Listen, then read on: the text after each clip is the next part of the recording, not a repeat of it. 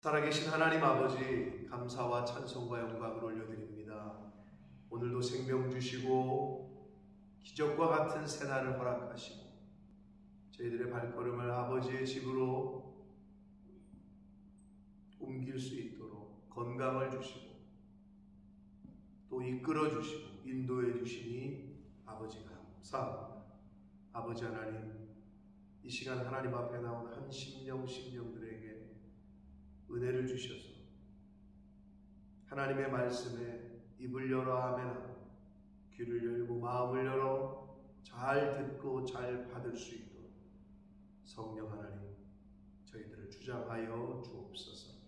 이 시간 하나님의 말씀을 전하고 듣겠사오니 성령 하나님께서 이 시간을 온전히 주장하여 주실 줄 믿사오고 예수 그리스도 이름으로 축복하며 기도 올리옵나이다.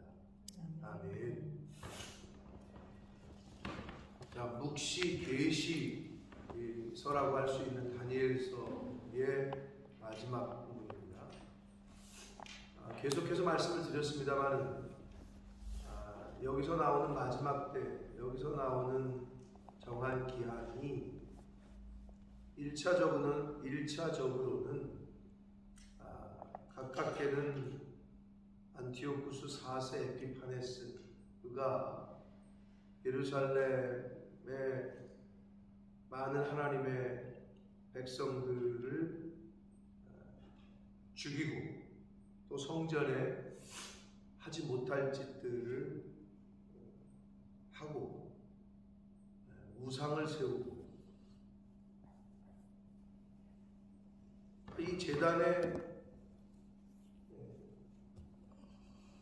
이상한 짓거리를 했다는 건데,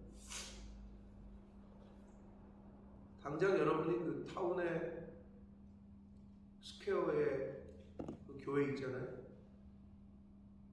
나이트클럽으로 변한 교회 이름을 모르겠어요. 나이트클럽 이름도 모르겠고, 근데 멋있잖아요 교회가. 저도 안 들어가 봤거든요. 근데 옛날에 여기 계시던 전도사로 사역하시던 김경만 목사님께서 그 당시에 직접 들어가 봤대요. 밤에 어떻게 하나. 그래서 저 그것도 필요한 것 같아요. 한번 가보세요. 어떻게 돼 있나. 교회 안이 어떻게 돼 있나. 들어가 보신 분 아무도 없죠? 네. 가봤어요. 들어가 보셨어요? 네. 초창기. 저기 DJ 하는 사람, DJ 하잖아요. 그 사람이 어디 있던가요? 아까 점심 먹으러 들어갔었었는데.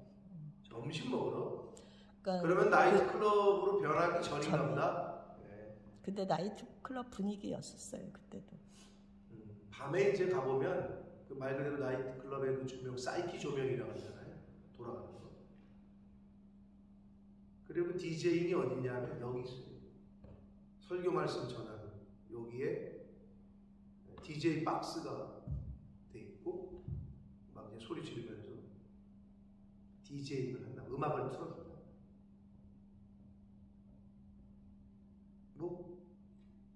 이 예언의 말씀과 오늘날의 그런 교회의 모습과 별반 다를 게 없죠.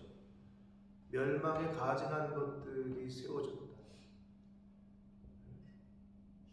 그래서 다니엘서에서 나오는 묵시와 계시는 안티오쿠스 4세 에피파네스의 그 일을 1차적으로 예언하는 거라고도 보지만 더 나아가서는 AD 70년에 예루살렘이 멸망을 당할 때로 보기도 하고, 여기 보면 개국 이래로 그런 환란이 없을 거다. 약 4만 명이 몰살을 당한 이때를 기준으로 가장 가까이가 이제 안티오쿠스 4세 에피파네스가 그런 일을 행하는 거고, 이때를 기준으로 개국 이래로 이런 환란이 없다.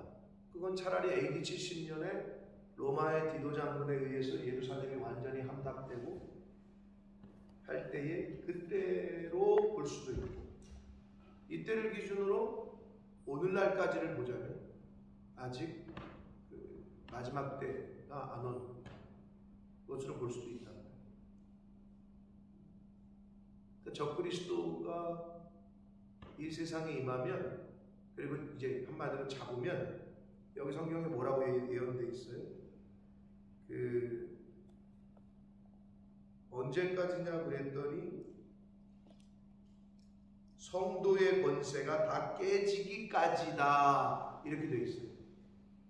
이 말은 뭐냐면 요한계시록에 나와 있는, 그리고 종말에 대한 말씀들을 종합해 보면 적그리스도가 이 세상의 권세를 잡으면 예수 믿는 사람들, 한마디로 기독교인들이 완전히 핍박을 당하게 될 텐데, 뭐 아니면 도, 즉 너 예수 믿을 거야, 죽을 거야, 요 때가 온다는 거예요. 이 세상이 그렇게, 이 세상에 지금은 약간 종교의 자유가 있잖아요.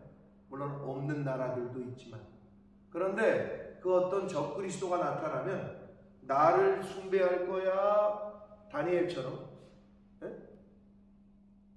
나 왕에게만 절하고 기도할 거야, 다른 신에게 할 거야.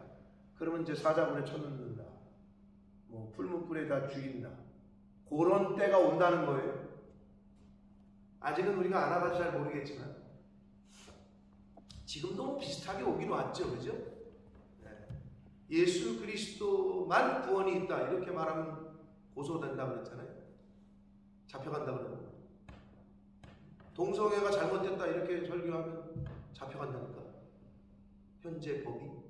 그렇게 된 시대에 우리가 살고 있잖아요. 여러분, 조금만 정신을 차려보시면 이미 그쪽으로 가고 있어요. 우리는 곧 우리 때에 안 다치게 되면 어떻게, 우리 자녀들 때에는 그게, 이 말씀이 그대로 실제 생활 가운데 이루어질 거예요.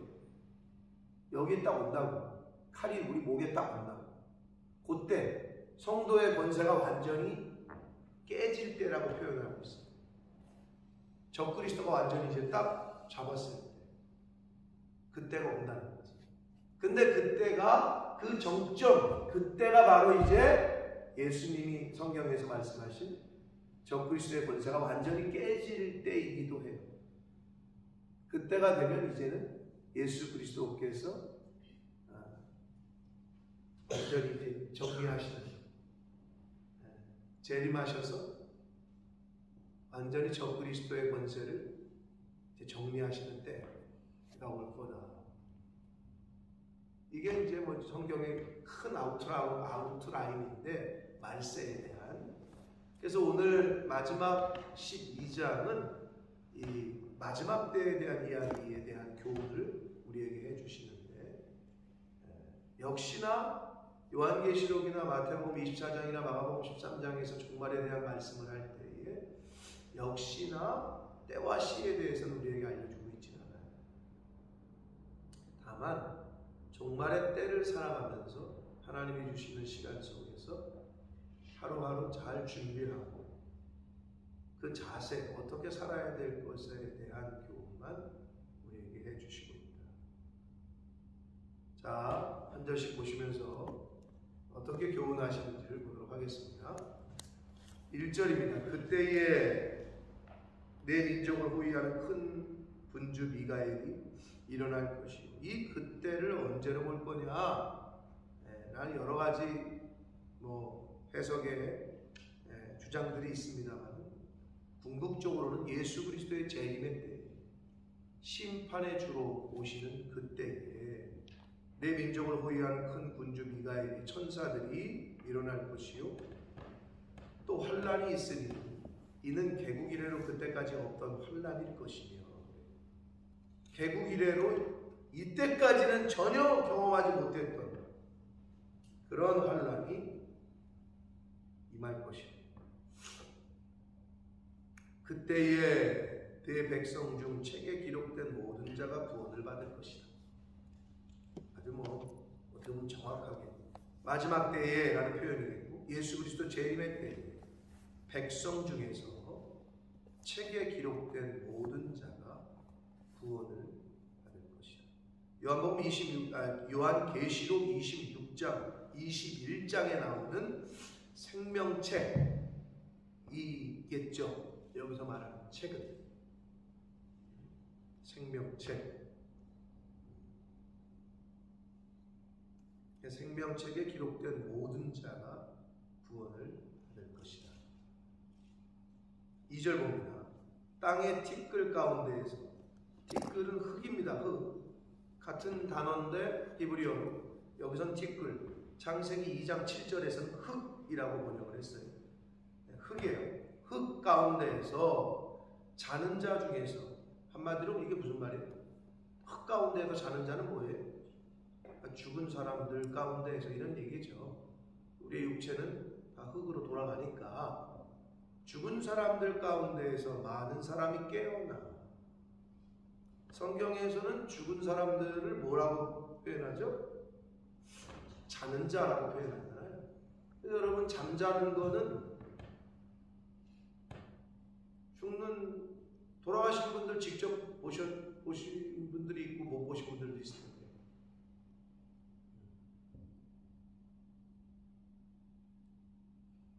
돌아가신 분 마지막 이렇게 보여주잖아요. 보신 분 있어요? 할머니나 할아버지나. 한국에서도 장례식 때 입관하기 전에, 입관할 때, 영국이나 왜 영국도 그렇게 하는지 모르겠는데, 하여튼 관을 열어놓고 죽은 사람 이렇게 해놓고 거기서 예배드리잖아요. 영국 그렇게 하나요? 영화에 보면 그렇게 하잖아요. 관에다가 뚜껑 열어놓고 예배드리고 가족들 나와가서 마지막 인사하라고 그러고 꽃도 놓고 오부한 사람도 있고 뭐 이러잖아요. 네? 실제로 보면 그냥 자는 것 같아요. 주무시는 것 같다. 그래서 흔히 그런 말 하잖아요. 잠만이잖아요. 죽는 거 연습하는 거예요. 자는 게 죽는 거예요. 자다가 안 깨어나면 그게 죽는 거예요. 그래서 그 표현이 맞는 거지. 성경에서 자는 자들이 깨어나 영생을 받는 자도 있겠고, 죽은 사람들 중에 한마디로 예수님이 재림하시는 그때에 일어나서 깨어나서 영광 중에 혼인잔치에 참여하는 사람들이 있겠고, 반대로 수치를 당하여서 영원히 부끄러움을 당할 자도 있을 것이다. 이게 이제 요한계시록에 나오는 백보자 심판이에요. 예수님의 초림은 메시아, 구원자로 이 땅에 오신 거고, 재림은, 세컨드 커밍은 심판주로 오신 것이에요. 역할이 달라. 그러면 이제는 백보자라는 얘기는 판사의 자리에 앉아서, 저지에, 왜 이제 재판장에 들어가면 판사가 딱 그 자리에 앉아가지고 유죄 무죄를 선언하잖아요. 그것처럼 계시록에 백보자 심판이라고 나온단 말이에요. 그렇게 심판하실 거라는 거지. 천국에 또는 지옥에 들어갈 사람들을 이제 심판한다. 그래서 구원을 받는 자도 있겠고 그렇지 못한 자도 있을 것인데, 3절 지혜 있는 자는 궁창의 빛과 같이 빛날 것이요. 여기서의 말하는 지혜는 당연히 무슨 PhD가 있냐 없냐, 박사학위가 있냐 없냐, 세상의 지혜가 아닌 건 여러분 다 아실 거고. 그러면 무슨 지혜겠어요? 하나님을 아는 지혜다. 하나님을 아는 지혜. 호세아서,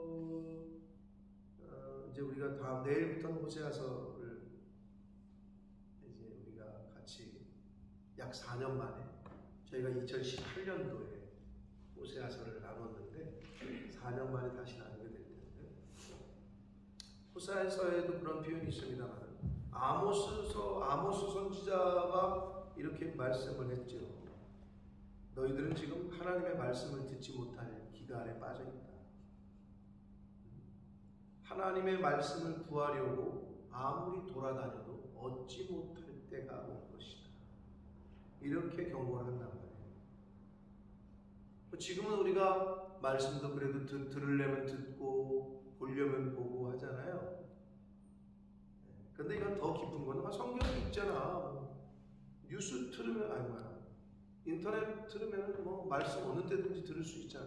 이런 차원이 아니고 인격적인 교제를 하는 사람들, 하나님을 아는 지혜. 여기서 이 야다라는 히브리어는요, 나 저 사람 알아 할 때 아는 그 관계가 이름만 알고 어디 사는데 그것까지 모르겠는데, 나 저 사람 집도 알고 이름도 알고 직업도 알고 가족관계도 알아. 이건 조금 더 아는 거죠, 깊이. 근데 여기서 야다는 나 저 사람 알아. 이거는요, 남녀 간의 성관계를 의미하는 거예요.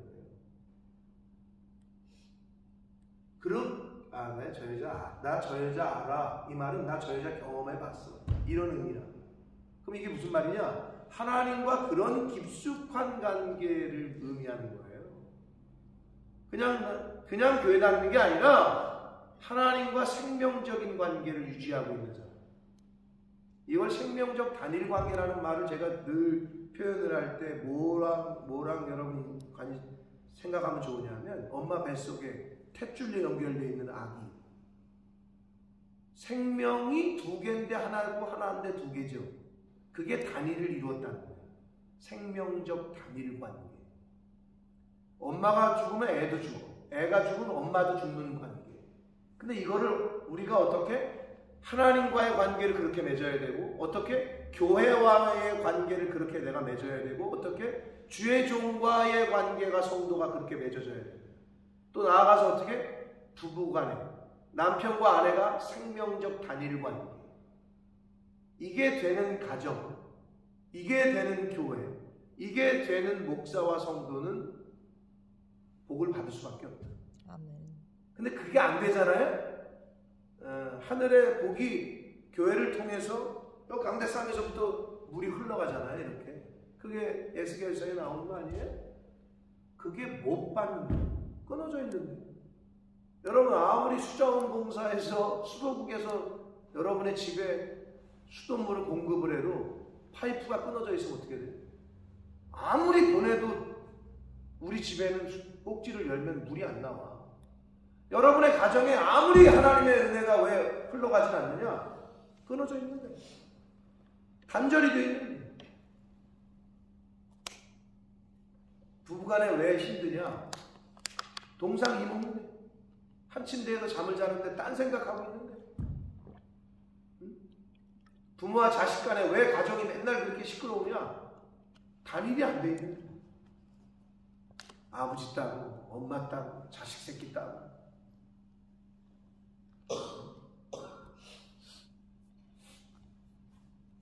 아니, 우리가 뭐 축구에서만, 스포츠에서만 원팀을 얘기하는 게 아니라 우리는 원팀이다. 뭐 여기 사업하시는 분들 아무리 사장이 열심히 하려고 해도 직원들이 초를 치면 새는 거잖아요. 고용주와 일하는 사람이 하나가 되고 원팀이, 노사가 잘 돌아될 때에 그 사업장이 잘 되겠죠? 여러분은 바쁘셔가지고 뉴스를 못 보시는데, 그래서 한국 뉴스에 재미난 뉴스가 하나 나왔는데, 아르바이트생이 왜 그랬는지는 안 나왔어. 근데 한 달 새에 한 300만 원어치의 주문을 지가 취소해버렸어. 왜 그래? 그래서 생각해보기를, 내가 뉴스를 보면서 제가 일하기가 싫어서 그랬나? 전화 받잖아, 주문 배달을. 그러면 지가 취소를 해버린 거야. 그래서 한 달 새 몇백 건이래. 그래가지고 액수가 300몇만 원. 주인은 모르는 거야. 주방에서 일하는 주인은. 아르바이트생이 전화 받잖아, 주문 전화를. 근데 지가 그걸 취소한 게 몇백 건이라는 거야. 그러면 뭔 돈을 벌어? 안 되는 거지, 이거는. 원팀은 어디서도 마찬가지인데 세상도 마찬가지잖아요. 우리가 하나가 되어야 된다. 한 팀이 돼가지고 싸워야지 이겨야 된다. 뭐 운동선수도 마찬가지. 교회는 아닐 것 같아요, 여러분. 교회는 더 하지.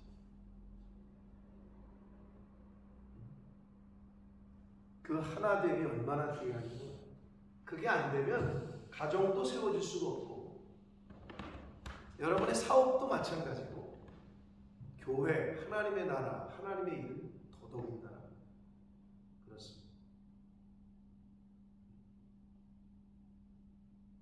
이게 지혜라는 것은 하나님을 아는 지혜, 하나님과의 그런 깊은 교제, 생명적인 단일 관계가 있는 상태를 말한다. 그런 사람은 궁창의 빛과 같이 빛난다. 많은 사람을 옳은 대로 돌아오게 한 자는 별과 같이 영원토록 빛날 것이다 라고 말씀합니다. 이 말을 예수님께서도 직접 하셨어요. 마태복음 13장 43절에 보면 그때의 의인들은 자기 아버지 나라에서 해와 같이 빛나리라. 해와 같이, 태양과 같이 빛날 것이다. 그러면서 뭐라고 하셨느냐? 예수님이 귀 있는 자는 들을지어다 라고 말씀하셨어요. 그 말은 뭔 말이에요? 귀가 없는 사람은 못 듣는 거지.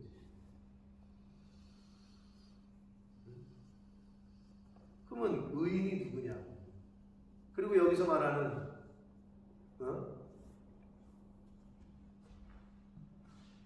옳은 대로 돌아오게 한 자, 그 사람이 누구냐? 복음을 전하기 위해서, 또 천국을 소개하기 위해서, 예수 그리스도를 소개하기 위해서 희생하고 헌신하고 한 사람, 이 땅에서 나라는 내 가족이 우선이 아니라 나보다는 이웃을, 내 가족보다는 다른 사람을. 근데 이게 참 어렵더라고요. 제가 아마 여러분들도 어려우실 거예요. 어느 선까지냐 그럼 그게. 많은 목회 선배들의 간증을 들어보고 목회 목사님들의 이야기를 들어보면 어디까지냐. 저희들도 마찬가지예요. 저의 모습을 봐요. 근데 되돌아보면 하나님이 다 알아서 키우셔요. 승혁이 수는 늘 뒷전이에요. 청년들 밥 다 해주면은 저녁이 되면 애들은 저기 구석탱이에서 자고 있어. 여러분은 잘 그런 걸 모를 거예요.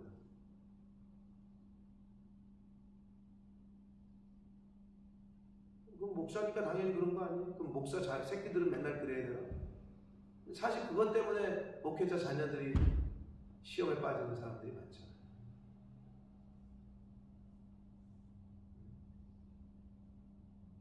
그래서 제가 우리 박 권사님은 여기 들으시고 저희 선배 목사님 중에 실제로 그런 상황에 처하면 저는 어떨까? 수련회 가가지고 강에 여집사랑 사모가 둘이 동시에 빠졌네. 실제 있었던 일이에요. 저희 선배 목사님. 그럼 어떻게 해? 빠졌으니까 호적되고 있잖아요. 그런데 목사님 그러시더라고요. 우리 이제 목회자들을 모아놓고 지금 선배신데 은퇴하셨지 지금. 제 친구 아버지. 수영하면서 들어가면서 누구를 먼저 구할 거냐가 순간 머릿속에 짧은 순간에 스치더래요. 둘이 동시에 빠졌으니까 둘 다 구할 수는 없잖아.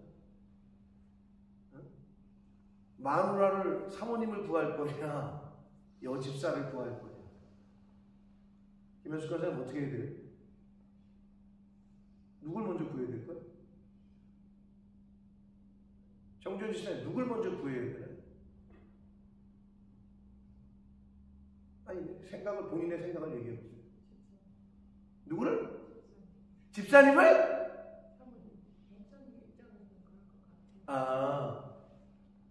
그러면 저도 그래야 되나요? 혹시 이런 상황이 되면은 어때요? 유지현 집사님 어때요? 누굴 먼저 구해야 돼요? 죄송하지만 저는 제 아내를 먼저 구할 겁니다. 미리 얘기를 할 거야 저는. 그런 동일한 상황에 빠지면. 근데 내가 그 얘기를 신학생 때 들을 때에도 그런 마음이었거든요. 근데 그게 잘 안 될 것 같다라는 생각이 들어. 제가 목회를 해보면.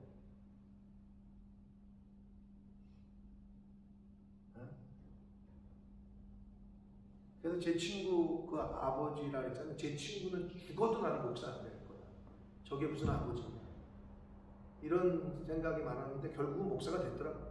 하나님이 다 이렇게 하시는 건데. 제가 몇 번 말씀을 드렸잖아요. 실제 있었던 일이고, 그리고 실제로 자기 누나가 교통사고가 당했는데 길 가다가 길을 건너다가,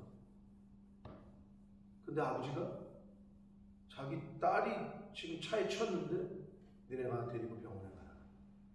나는 지금 예배 시간이 다 됐기 때문에 가서 예배를 인도해야 된다. 그러고 가는 아버지를 보면서 그 어린 그 아들이 저게 무슨 아버지냐. 저게 나는 목사 안 될 거다. 이렇게 마음을 품었었는데, 그래도 하나님이 뭐 가만히 두시겠어요? 마음을 움직이셔서 목사가 됐지, 자기도. 근데 그럴 때 여러분이 여러분의 어떤 희생을 하잖아요. 하나님이 그걸 가만히 보고 가만히 있겠네요.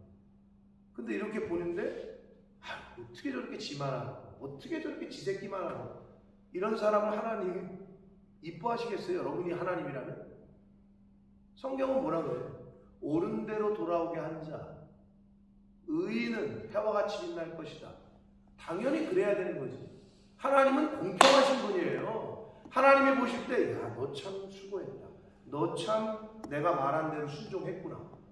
그런 사람을 복 주는 게 당연한 거죠. 교회에서도 마찬가지예요. 아니, 헌신하고 수고한 사람이 당연히 상을 받고 칭찬을 받는 게 맞는 거지. 그렇잖아요. 우리가 이 세상에서만 상급을 쌓을 수 있어요. 이제 마지막 절에 그게 나와. 내 몫을 누릴 거다. 13절. 내 몫을 누릴 거라 그랬는데, 이 몫이 NIV에서는 inheritance라고, 유산 상속이라고 번역을 했고, 다른 영어 버전에서는 reward라고, 보상이라고 번역을 했어요. 여러분 당연하죠. 뿌린 대로 거두게 하시는 분, 그래야 공평하신 분이지. 아무것도 안 뿌렸는데 그 사람도 뭐 상 주고, 여기는 그냥 수없이 노력했는데 똑같이 한다. 그거는 불공평하신 분이지. 하나님은 공평하신 분. 다 카운트하고 계시다. 다 계수하고 계시다. 여러분이 누군가 가난한 사람 도운 거, 주의 종을 섬긴 거, 선교사들 섬긴 거, 하나님의 일에 헌신한 거, 그게 어디로 가? 어디로 가긴 다 천국에 쌓여있지. 그게 아니면은 우리가 왜 그 일을 왜 해요? 왜 섬기고 왜 헌신을 해? 그럴 필요가 없지. 그런데 그 하늘나라에서만 하나님이 상을 주는 게 아니야. 제가 경험을 해보니 우리 아버지가 뿌린 거를 제가 열매를 먹고 있더라니까.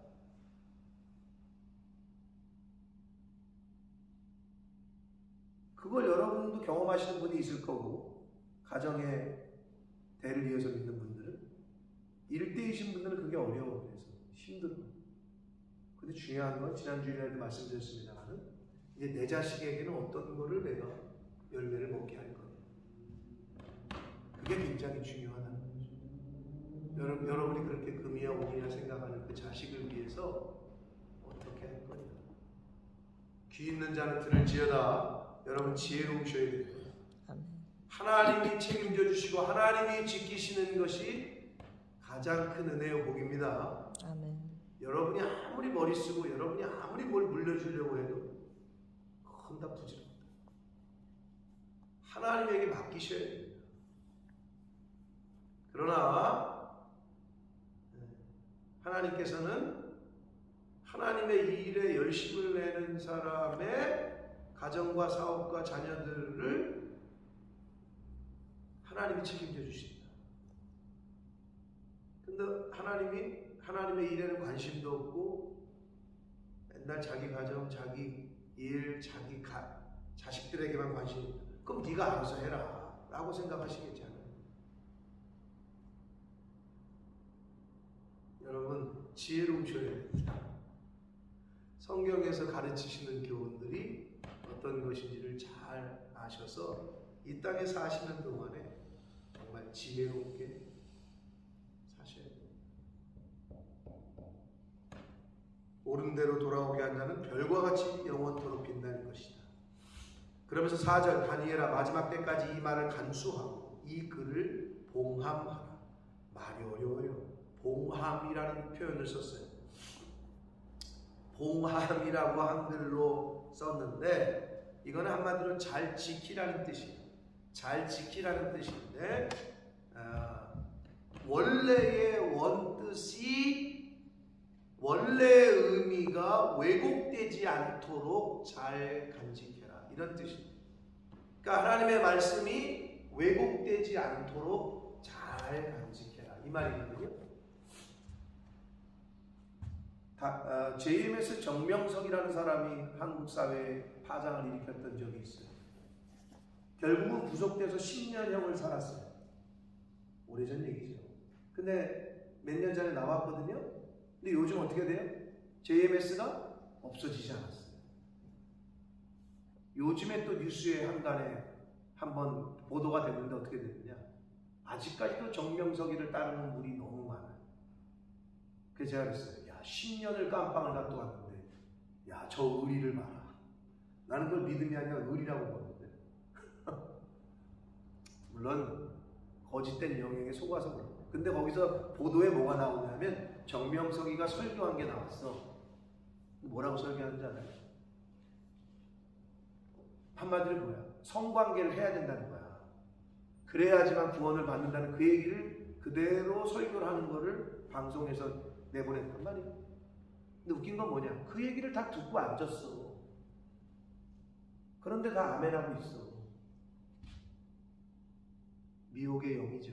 제정신이 아닌 거죠, 사실. 그런데도 그렇게 따르는 무리들이 너무 많아. 정말 거짓 선지자 중에 하나죠. 통일교 요새 또 이슈가 됐죠. 아베 때문에. 그러니까 여러분 아무 데나 가서 찬조 출연하면 안 돼. 아베가 죽은 이유는 그 살인 죽인 사람의 엄마가 통일교에다가 다 재산 갖다 줘가지고 사업도 크게 했는데 건설회사도 다 완전히 나중에는 먹을 게 없다고 친척들에게 전화할 정도로 엄마가 통일교에다 갖다 다 바친 거야. 그러니까 악을 품었겠지 통일교회. 통일교회 교주를 죽이려고 했는데 어떻게 뭐 만날 방법이 있나 그런 사람들은. 근데 보니까 통일교회 찬조 출연을 한 영상이 아베가 통일교회 찬조 출연한 영상을 보고 저 아베를 저것 때문에 더 우리가 더 그렇다 그래가지고 아벨을 그래서 죽여야 되겠다. 그래서 죽였다는 거예요. 여러분, 그래서 우리가 앉지 말아야 될 자리는 앉지 말아야 되고 서지 말아야 될 자리에는 서지 않아야 되고 함께 하지 않아야 될 자리에는 서지 않는 게 좋은 거예요. 아벨은 그거 찬조 출연했다가 뭐 돈 많이 받고 했겠죠. 통일교회에 대한 긍정적인 연설을 한번 해줬거든요. 그것 때문에 죽은 거예요. 결국 말세지 말이에요. 사실 지금 우리의 주변을 바라보면 그러니까 우리가 정신 똑바로 차리고 있지 않으면 이게 되지 않아요. 마지막 때까지 하나님의 말씀이 왜곡되지 않도록 잘 간직해라. 많은 사람이 빨리 왕래하며 지식이 더할 것이다. 지식을 찾아 헤맨다는 얘기예요. 이 말은 빨리 이리저리 막 다니면서. 그런데 아모스서의 말씀처럼 아모스서 8장에 있는 말씀처럼 하나님의 말씀을 구하려고 돌아다녀도 얻지 못할 것이다 라고 말씀하는데 그때가 온다는 거예요. 그게 마지막 때라는 거예요. 나 다니엘이 본즉 두 사람이 있어 하나는 강 이쪽 언덕에 섰고 하나는 강 저쪽 언덕에 섰다. 이제 천사 같은 사람들을 보는 거죠. 그 중에 하나가 세마포 옷을 입은 자. 여기서는 이제 이걸 예수 그리스도라고 해석을 하는데 곧 강물 위쪽에 있는 자에게 이르되. 강물 위쪽이라고 한글 성경에 번역을 했는데요. 이게 히브리어로는 맘미알이라는 단어인데 이 단어가 어떤 단어냐면 한글로는 어떻게 표현할 수가 없으니까 이렇게 표현을 했는데 맘미알이라는 이 단어는 공중에 떠 있는 상태를 말합니다. 공중에 떠 있는 상태. 그러니까 굉장히 초월적인 현상이죠. 공중에 떠 있는 상태. 세마포 입은 사람이 공중에 떠 있는 상태. 그 사람이 자기의 좌우손을 들어 하늘을 향하여 영원히 살아계시는 이를 가리켜 하나님을 가리켜 맹세하여 이르되 반드시 한때 두때 반때를 지나서 성도의 권세가 다 깨지기까지다.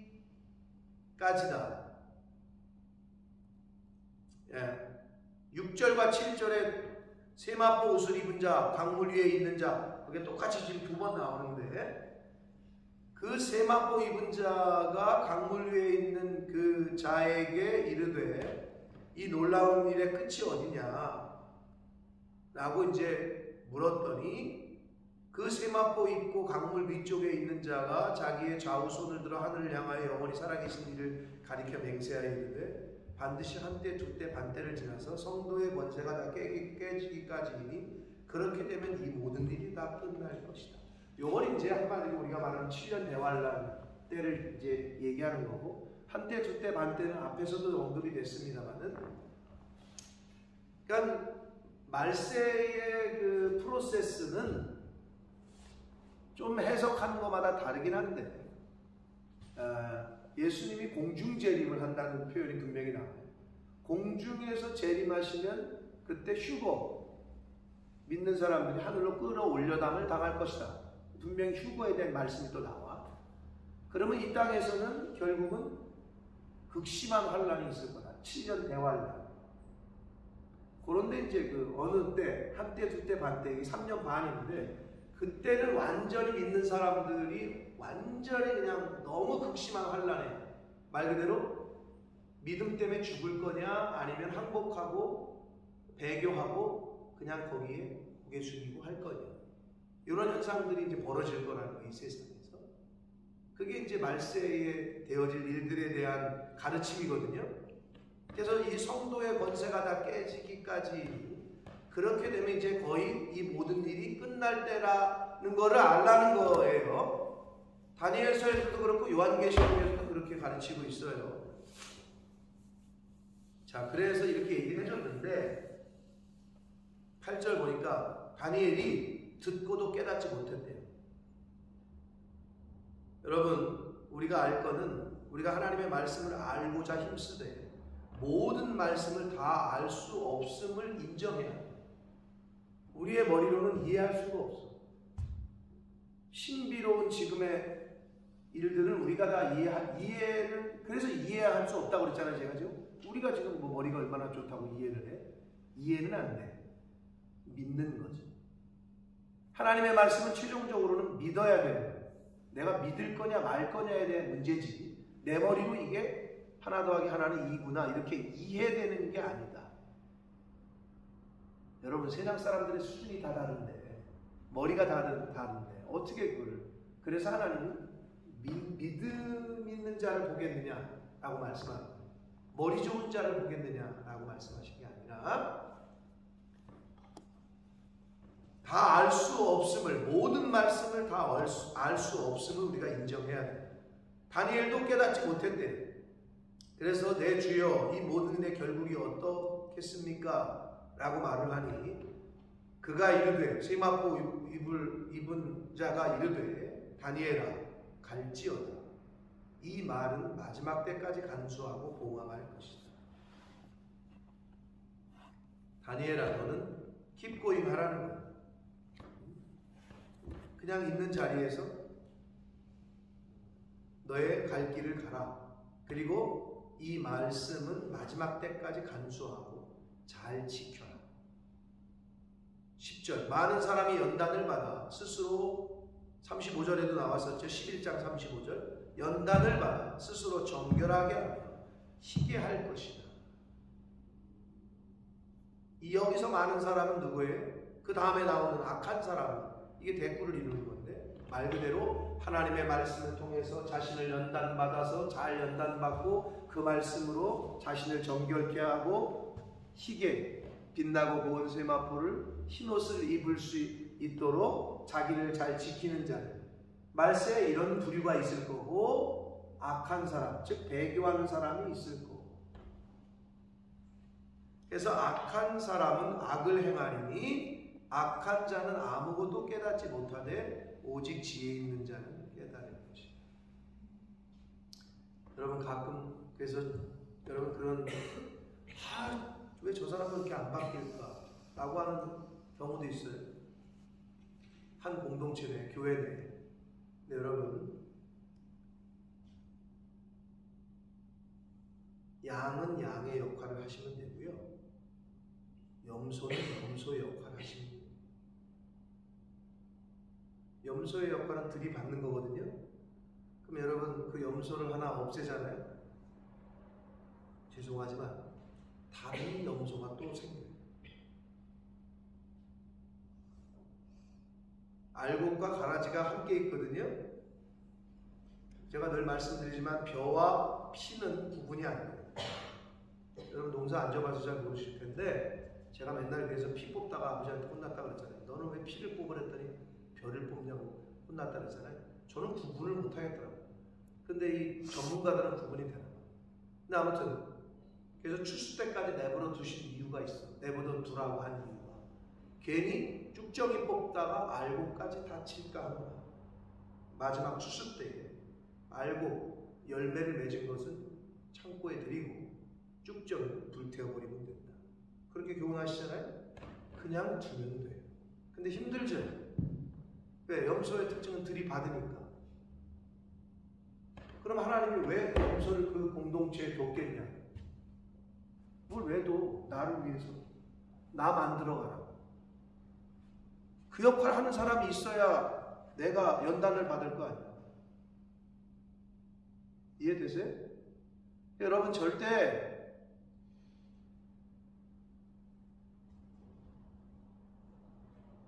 신앙생활은 나를 고치는 거라 그랬어요.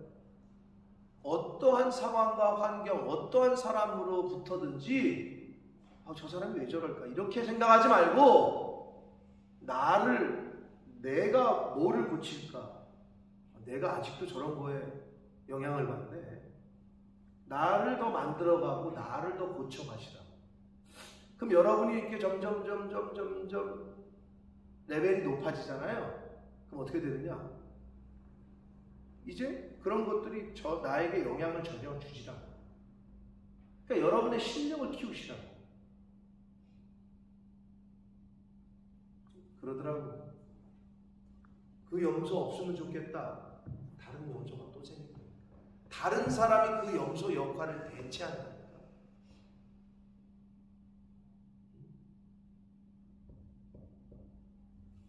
자, 연단을 받고 정결하게 되고 희게 되는 사람도 있지만 악한 사람은 그냥 악을 행해요. 악한 자는 깨닫지를 못하기 때문에 본인의 그 일을 계속 행한다고.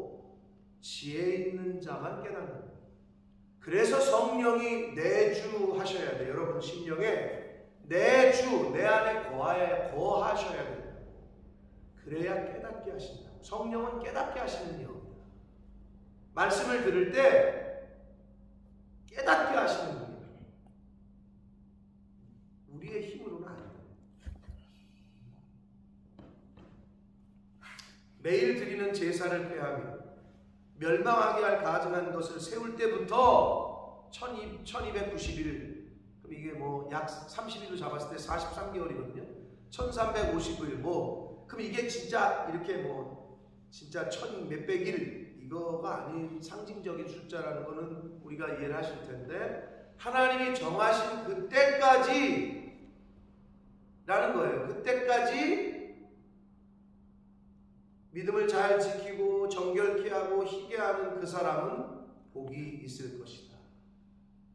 잘 기다려서 그때가 끝날 때까지 믿음을 지키고 인내하는 사람은 복이 있을 거다. 이렇게 말씀하시는 거예요. 그러면서 마지막 13절이 뭐라고 그랬냐? 너는 가서. 자, 여기서 하나님 성령께서 오늘 이 시간 여러분의 이름을 불러가면서 말씀합니다. 얘야, 너는 가서 마지막을 기다려. 근데 여기서 번역을 너는 가서 마지막을 기다리라고 했잖아요. NIV 성경에는 뭐라고 그랬냐면 Go your way until the end라고 해요. 한마디로 너는 끝까지 가라 이거예요. 달려갈 길을 끝까지 가라 이 말이야. 제일 안타까운 사람이 어떤 사람이에요? 중간에 포기하는 사람.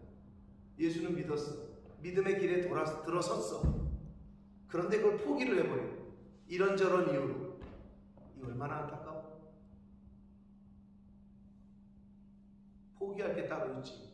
지금 죽느냐 사느냐 하는 길인데 생명의 길을 왜 포기하십니까? 영생의 길을 왜 포기를 해? 저 사람 꼴보기 싫어가지고 포기하고, 이거 꼴보기 싫구나, 이거 마음에 안 들고 그래서 포기를 해? 그럴 게 아니야, 이 신앙생활은. 그래서 여기는 너는 끝까지 가라 라고 말씀해 주시는 거예요. 이는 내가 평안히 쉬다가 끝날에는 내 몫을 누릴 것이다. 아까도 말씀드렸어요. reward, inheritance, 유산, 상속, 무슨 보상, 이걸 누릴 거라고. 하나님이 여러분에게 주실 상속분이 있습니다. 아멘. 여러분 그걸 포기하지 마십시오. 아멘. 중간에 괜히 포기하지 마시라고. 내가 지금 상속받을 게 있는데, 천국의 것을 지금 상속을 받아야 되는데 그걸 왜 포기를 해? 억울하지도 않아요? 그걸 내가 왜 포기를 해? 여러분이 받을 상급이 있다고. 그 상급을 받을 때까지 끝까지 가시라고. Keep going 하시라고. 어려움이 있겠지. 여러분 세상에 부모의 재산을 받는데도 어려움이 있어. 그 상속 받으려면 여러 가지 절차 거쳐야 되고, 또 형제들끼리 소송 걸리면 그거 이겨내야 상속을 받잖아. 쉽게 얘기해서. 하물며 하늘에 영원한 상속을 받으려면 왜 어려움이 없겠어? 그거 못 받게 하려고 여러 가지 사단이 이 모양 저 모양으로 나를 뒤집어 놓는 거야. 그럼 뛰쳐나가면 돼. 못 받아. 중간에 포기하면 못 받으신다고. 오늘 말씀하시는 거예요. 마지막, 다니엘, 마지막. 너는 끝까지 가라. 여러분, 포기하지 맙시다. 우리가 왜 포기를 해야 돼? 하나님에게 받을 걸 받아야지. 주신다고 하신 그 몫을, 상속을, 보상을 내가 행한 대로 갚아주시겠다고 하신 내가 받을 그 몫을 받을 때까지 포기하지 말고 끝까지 인내하며 가시되, 뭐 하면서? 회개하면서, 정결케 하면서, 희게 하면서.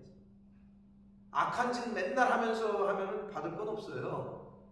하나님의 말씀대로 기다리고 인내하고 정결케 하고 점점 더 희게 하고. 빛나고 고운 세마포는 뭐라고요? 성도들의 착한 일.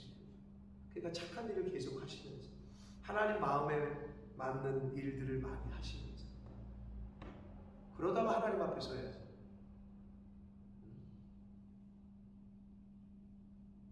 곧 쓰게 될 겁니다. 곧.